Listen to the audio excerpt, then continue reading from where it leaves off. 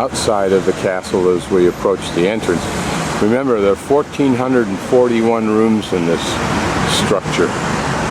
Face of the man who held power solely because of blood. Nothing to do with merit. Maria Theresa.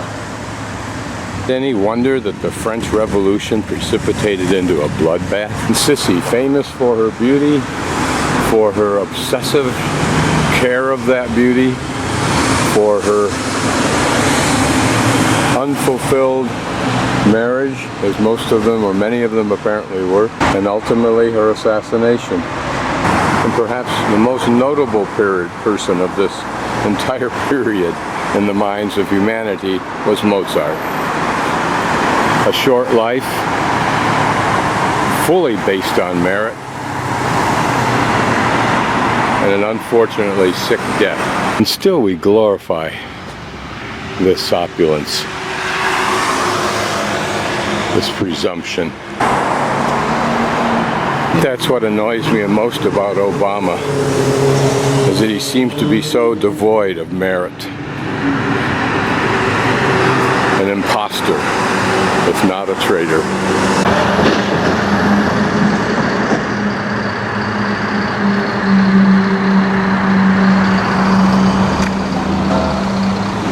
I'm not sure this facade and gate and so forth was here in the day.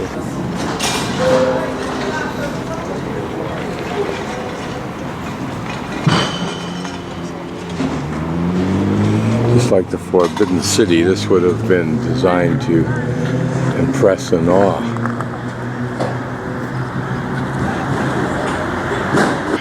While it was the style of the day and would certainly have impressed for that reason alone, in my mind it just seems like a very large building. Neither ugly nor terribly impressive. Slightly different than Hypocause, or whatever his name was, in Bucharest. Already a gentle rain this morning. Even the front staircase, designed to be impressive, I don't think is. Not at all compared to some of the lesser palaces of the French.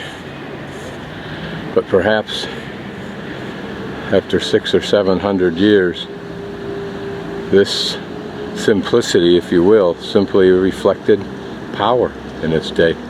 I'm sure it did, but maybe that simplicity was part of the formula. I have my ticket for the Imperial tour and also the Orangery, the orange grove building. I just want to see one. One gate A, which is down here, and then we get an audio guide, which is great because that means I don't have to sit in a tour, although I don't really mind. Oftentimes the tours in these places are actually pretty good. Got a fairly decent walk past these almost airport or train station signs to get to where we get our audio guide. This is such a big complex.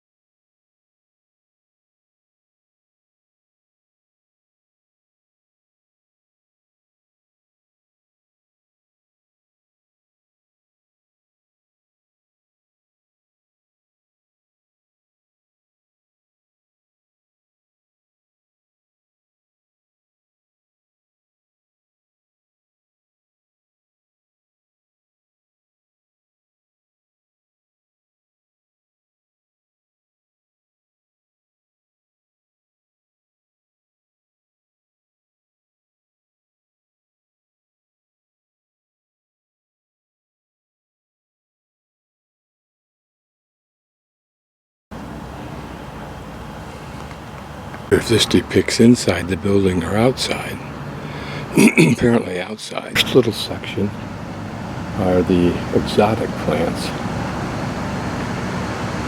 Pineapples, avocados, yucca, agave, angel's trumpet. Two sections which look all together almost bare.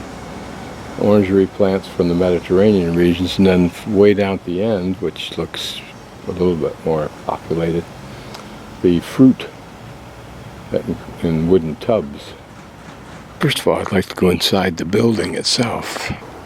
I believe it was these potted plants that were also moved indoors during the winter, of course, and that was the primary purpose of the structure, particularly the one that we saw at the Habsburg from the outside in the early morning the other day. I'm not sure this was the kind of place that the royal family spent much time hanging out in. Rather, it was perhaps more of an infrastructure facility.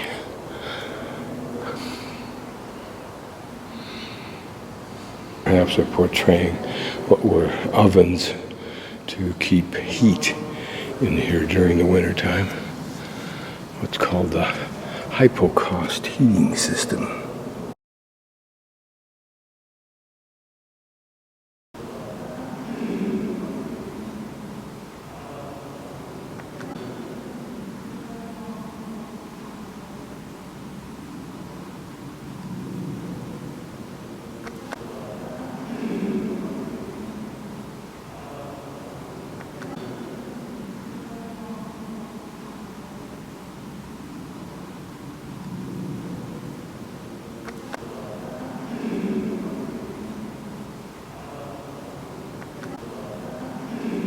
Not as pretty as the greenhouse we saw at Habsburg, but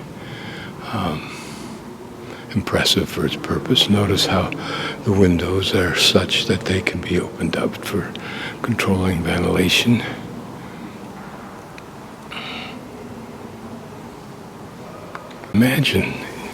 You can imagine in the winter having this packed with trees and bushes. I wonder if anything flowered, whether there were pretty smells in here, beautiful colors. And notice these large tiles here, and they range about and then radiate from that common course down along the right side into almost to the far side here to the left. Was that part of the heat system, kind of like the Romans drove heat into their bathhouses?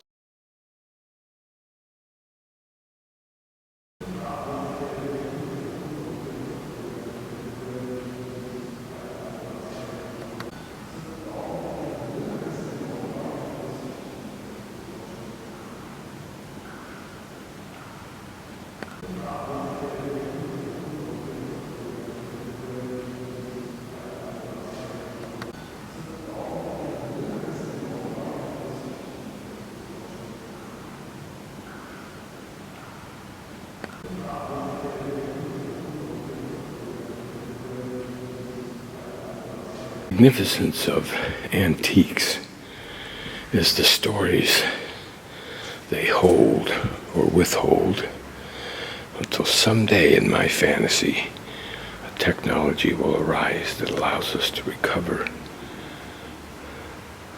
like a continuous video of the life of these artifacts. Imagine the arms that hauled these, what the lives were like behind those arms. Were these purposely pointed to keep livestock from coming up against it or something? And what are these four little indentions for? Notice there on this side also. Were they for orientating this device?